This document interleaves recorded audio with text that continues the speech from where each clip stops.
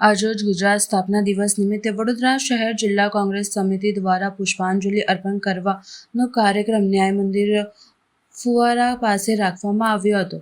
ગુજરાતના સ્થાપના દિવસ નિમિત્તે ઉજવણીના ભાગરૂપે વડોદરા શહેર જિલ્લા કોંગ્રેસ સમિતિ દ્વારા ગુજરાતના મહાનુભાવોને પુષ્પાંજલિ અર્પણ કરવાનો કાર્યક્રમ ન્યાય મંદિર ફુવારા પાસે આયોજન કરવામાં આવ્યો હતો।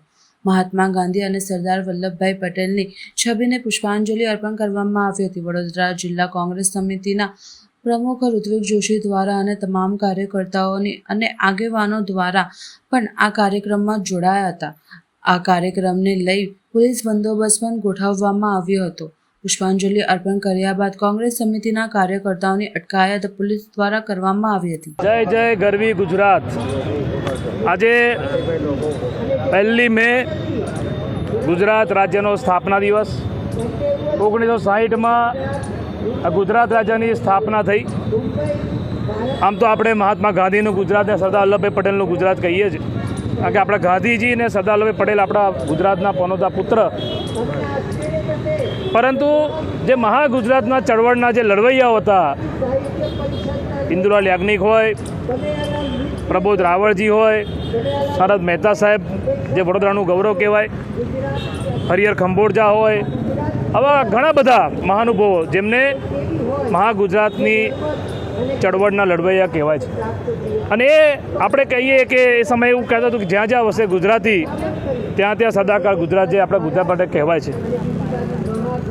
અને એ ગુજરાતનો ગૌરવ ને ગુજરાતનો ઇતિહાસ છે। પરંતુ આજે ભારતીય જનતા પાર્ટીના શાસનમાં ગુજરાત રાજ્યનું ગુજરાત મોડલની વાત કરનારા લોકોના ફુગ્ગા ફૂટી ગયા છે।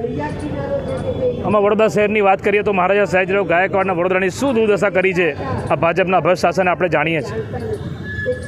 વડોદરા શહેરમાં જે પૂર આવ્યું હતું, એક વખત નહીં, 2 વખતથી 3 વાર પૂર આવ્યું। વડોદરાના મારા માતા બહેનો, નાના ભૂલકાઓ, વડીલો બધાને 3 દિવસ ભૂખ્યા તરસ્યા રહ્યા। વિશ્વામિત્રી નદી પર જે નરી આંખે જોઈ શકે એવા દબાણો આજે પણ તૂટ્યા નથી। એમના માલ્ય તુજારાનો બંગલા આજે પણ છે, માલ્ય તુજારાની હોટલો આજે પણ છે। વિશ્વામિત્રી નદીને પહોળીને ઊંડી કરવાના બહાને લાકડાને માટી ક્યાંય વેચાય છે આપણે શું જાણીએ છીએ। રાજ્યના મુખ્યમંત્રી કાલે વડોદરા આવે છે તો ખરેખર તમે મુખ્યમંત્રી મક્કમ હોય, મૃદુ હોય, તમે ભ્રષ્ટાચાર નથી કરતા તો સાબિત કરો અને બીજેપીના નેતાઓના દબાણ તોડો। વિશ્વામિત્રી નદી પર ભૂખી કાસ્ટને રીરૂટ કરીને પણ જે ભ્રષ્ટાચાર ઊભો કરવામાં આવી રહ્યો છે, આ બધા મુદ્દા, હરણી બોટકાંડ, 14 નિર્દોષ લોકોએ જીવ ગુમાવ્યો, પીપીપી મોડલ, પબ્લિક પ્રાઇવેટ પાર્ટનરશીપના નામે જીવતો જાગતો ભ્રષ્ટાચાર, હરણી મોતકાંડ, હજુ પણ ન્યાય નથી મળ્યો। તો આજે આ ગુજરાતમાં શું થઈ રહ્યું છે તમે જુઓ કે આ પોલીસ આટલી બધી, આજે કોંગ્રેસ પાર્ટી લોકશાહી ઢબે અમે પ્રોગ્રામ ના કરી શકીએ? શું વિપક્ષને અમને પ્રોગ્રામ કરવાનો અધિકાર નથી? 48 કલાક પહેલાં પરવાનગી માગી છે, આજે આટલી મોટી સંખ્યામાં પોલીસ।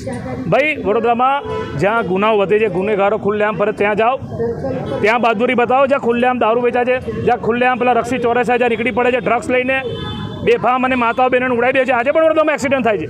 પણ એ બધું કામ પોલીસ નહીં કરે। પોલીસનું કામ ભાજપને પ્રોટેક્શન। આજે બીજેપીના નેતાઓ પૂતળા બાળે કોંગ્રેસના નેતાઓનો, ત્યારે પોલીસ બોડીગાર્ડ બનીને પૂતળા બાળવા દે છે। એક કેસ નહીં થયો, એક કેસ। અને અમારી પર દાદાગીરી, અમારી સામે બહાદુરી। અમે ગભરાતા નથી, અમે મહાત્મા ગાંધીના સિપાહીઓ છીએ। અમે તો લડીશું, જેલમાં જવા તૈયાર છે વડોદરાની પ્રજા માટે, વડોદરા માટે। અને આ જે ગુજરાત રાજ્યનો સ્થાપના દિવસ છે, તમે જુઓ અમે શાંતિપૂર્ણ રીતે સાઈડ પર ઊભા છે। કોઈ અમે કાયદો કાનૂન હાથમાંથી લીધો તો પણ જે પોલીસ, એક ડરનો માહોલ, ભયનો માહોલ। વડોદરાની પ્રજા, તમે વિચાર કરો કે વડોદરામાં જે પ્રજા વેરો ભરે છે ને 2 ટાઈમ પીવાનું ચોખ્ખું પાણી નથી મળતું। સમા વિસ્તારની મારી માતાઓ બહેનો જ્યારે પાણી માટે વોર્ડ ઓફિસ રજૂઆત કરો કે પહેલાં તો પોલીસે ટીંગાટોડી કરીને માતાઓને ઢસેડી, બહેનોને ઢસેડી। અને જે વિડીયો વાયરલ થયા તમે જોયા છે, એટલે તમે સામાન્ય નાગરિક પર બહાદુરી બતાવશો તો પાણીની રજૂઆત કરવા વોર્ડ ઓફિસમાં નહીં જાઓ તો પોલીસ સ્ટેશનમાં આવવાનું, પોલીસ આપશે પાણી તો ત્યાં આવીશું। આવા વડોદરામાં બધા બહુ પ્રશ્નો છે।